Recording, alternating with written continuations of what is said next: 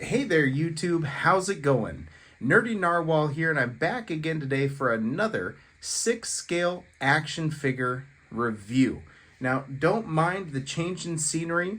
I'm on a vacation right now on a little island in the Pacific, and this little studio here is what I've got to work with.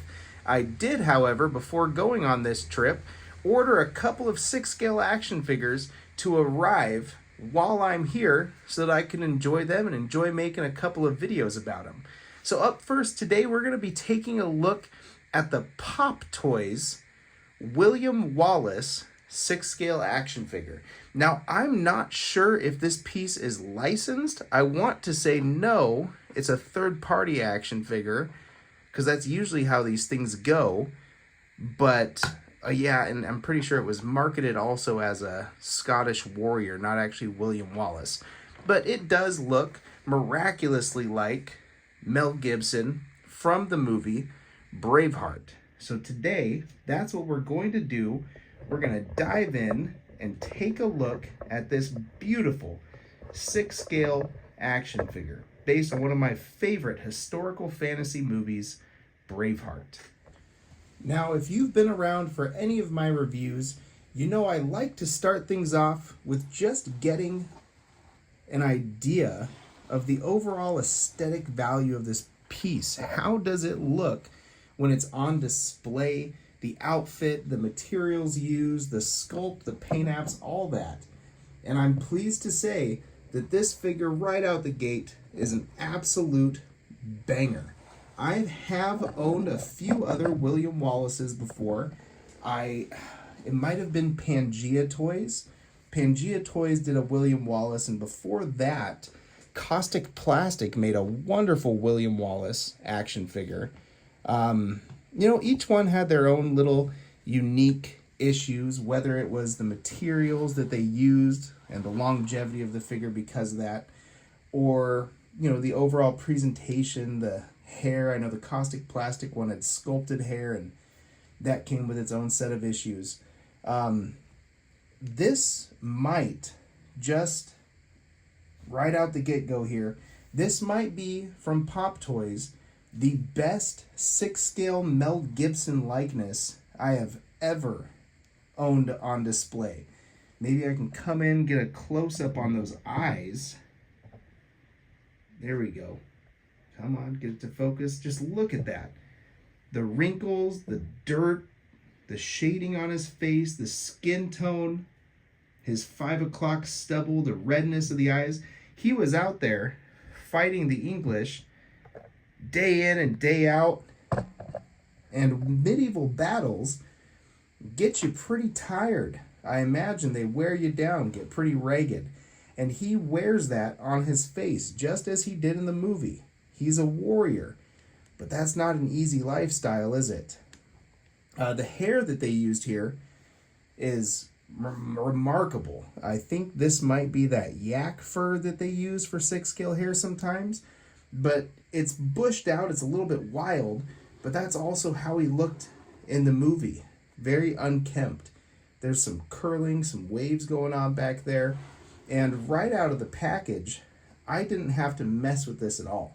And full disclosure, I ordered this without the box. So what I have here is what I've got, period. In terms of accessories, I think it's relatively complete though.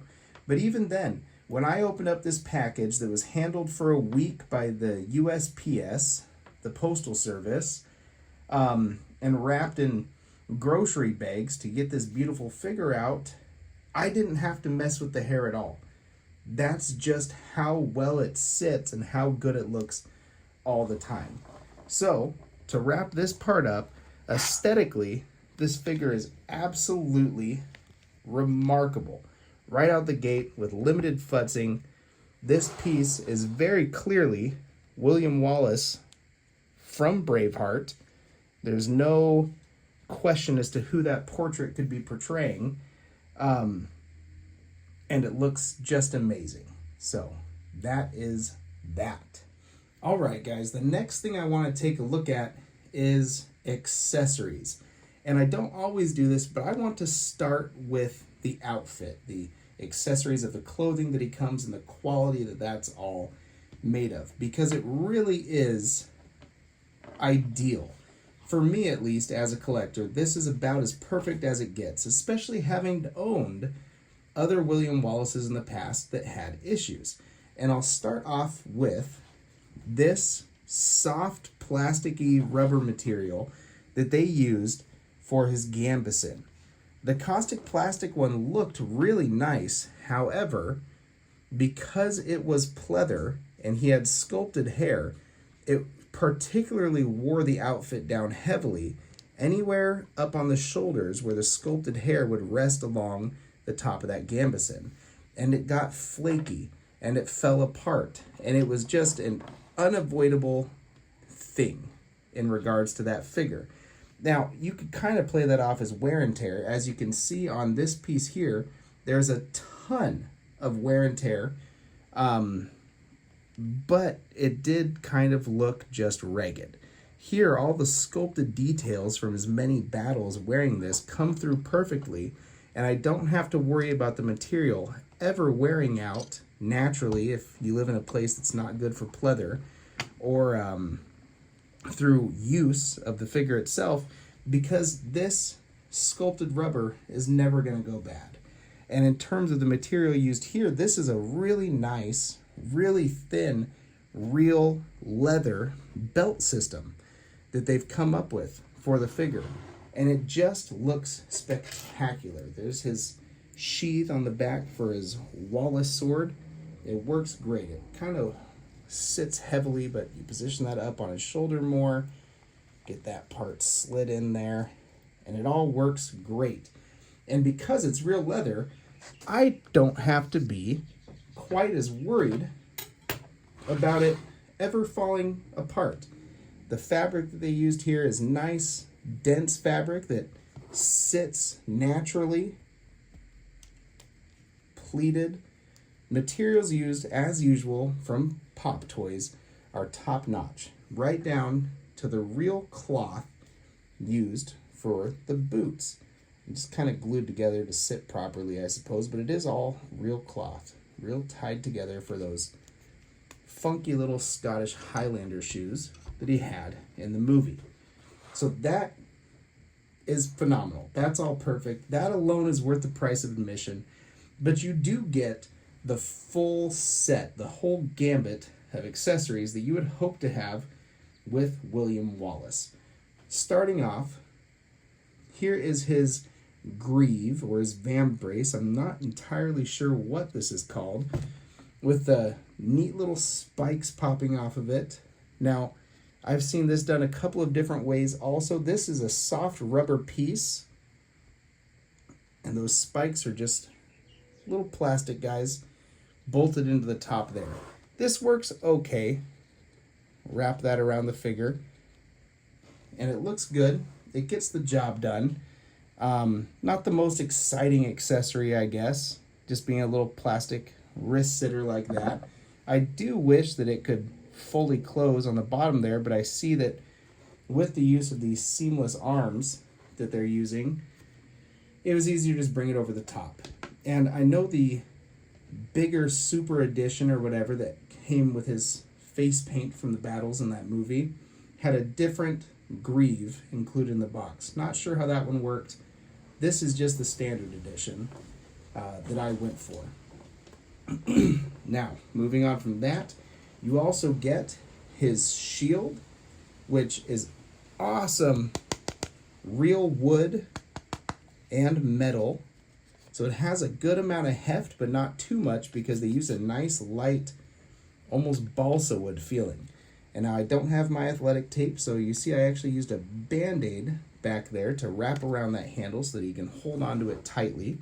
And holding onto it tightly, he does. Let's see if I can finagle that in there on camera. That's kind of a pain in the butt. There we go. It's in. It's on. Get him posed up, holding it. You can see his arm doesn't sag at all. It's a nice tight body that they used, which I always like to see with my medieval action figures, because a weak joint, and those accessories are just going to be permanently down at the sides. But nope, this guy can hold on to his shield just fine, thanks to a combination of the weight of the shield, the materials they used, and the quality of the body that they used underneath there. He's also going to come with his warhammer with a pick on the end. This is also, that handle feels like plastic, but the bottom here, as well as the head up top, is full metal. So it's a good quality feeling accessory once again, and he can hold that just fine. There we go. There we go. And last but not least, of course, he comes with his humongous, beautiful Wallace sword. Now, this is a metal piece. It's a little bit loose on mine. I'm not sure if that's common or not. I could probably fix that up, no problem, with a little dab of glue right in there. Because this is plastic. This is a thin die-cast metal piece, but it's quality. You can see I can bend it, and it doesn't leave permanent bends in there. Handle down here is a combination of die-cast and plastic. And overall, it's a really nice and essential accessory for the character. Now, it is hard to get him to hold his sword with two hands because they opted to use a body with no wrist articulation, which we'll talk about later in the articulation section. However, it can still be done. Whether or not you want to is up to you. There we go. Get that other hand wrapped around the... There we go. And he can hold it, and he can look really good posed up with that Wallace sword. He also comes with two interchangeable forearm pieces that you flick off at the elbow joint there. Just a couple of relaxed hands, which it's cool. I'm glad he comes with it. That said, I'm probably always going to have Wallace here posed up in a battle-ready position, so I'm never really ever going to need to use those two extra hands that he comes with. Still, for the price of admission for this figure, I'm glad that they included it. All right, now let's move on to articulation, because if you have a great big badass medieval warrior type of action figure, you're going to want to be able to move it around and change up its poses on your shelf and get him doing some pretty cool action hero type of stuff. So let's see if the PopToys William Wallace fits the bill. His head is connected right up there at the top of his neck, no neck joint, and it can look down all by itself pretty good and up just a little bit. I'm going to push on it and see if there's any articulation in the base of the neck there, that rubber body. It does feel like there might be. You might be able to get a little bit out of that joint, but it's going to be obscured by the rubber material used for that torso, and that's just fine. His shoulders, he can T-pose out plenty far, just like so. You'd be able to rotate those arms all the way around if it wasn't for the clothing. There is a swivel at the top of the bicep there, which sort of makes up for the lack of wrist articulation that you're going to get. They definitely went for aesthetics over functionality with that, but it works okay. And you get an excellent double-jointed elbow to allow you to hold his accessories and pose them going any which way. Now, coming down to the hips of the figure, you can have him kick those out just about that far. We'll go underneath real quick and I'll show you. The hips are just connected right up there with a big old ball socket joint. You can get him to kick out. It's pretty much your standard coup model body, lower leg articulation. Huge double joint, completely unhindered, but you're going to want to leave his kilt down for aesthetics. And down here, you get a relatively unhindered ankle range of motion. You can also get some movement out of the hips, but not much out of the torso because that big armor piece is going to obscure things a little bit. Overall, this figure moves around great, and you're not going to really have any troubles getting a pretty cool little action pose. I'll do it right here with you on camera just to see how quickly you can move things around and get it to look pretty gosh darn good. So don't even think I'm at a minute of futzing to get a good pose yet. I might be just about there.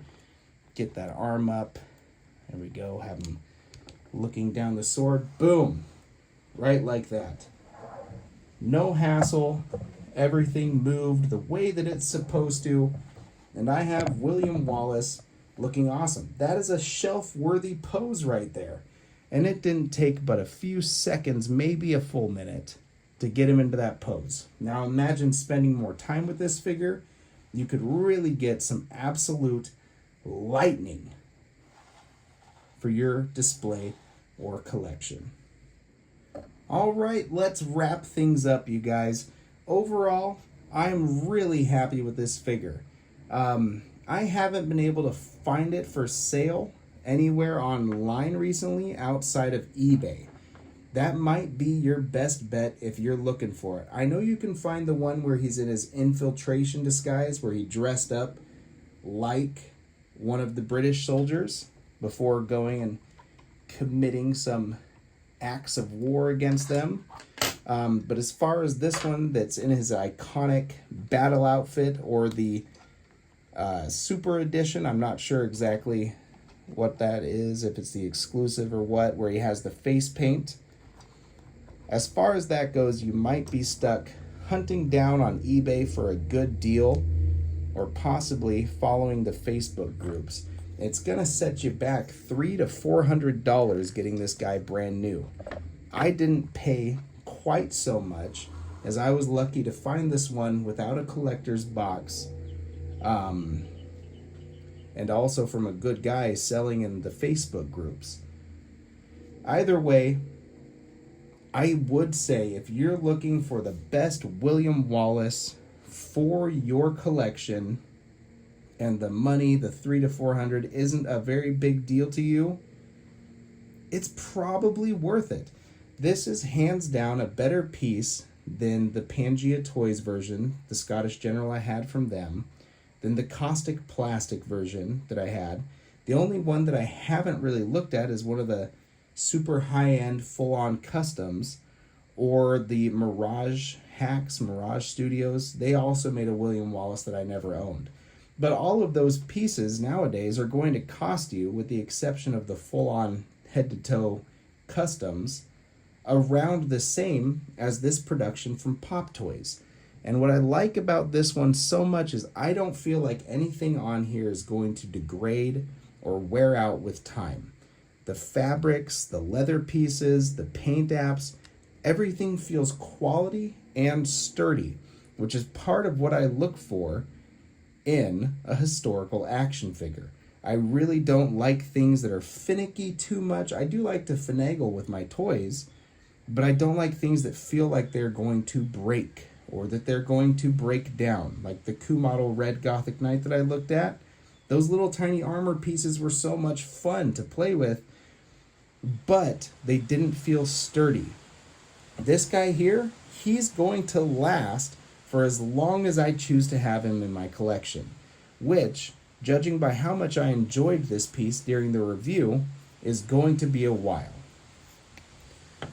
Otherwise, you guys, if I have left anything unanswered in this video, please feel free to leave a comment down below. I'll get back to it. If it's a bigger question, I'll make a YouTube Shorts or another little video to answer any questions you might have. That's going to wrap things up. Anyways, thank you for watching. Stay happy, stay healthy, and keep on collecting. Nerdy Narwhal out.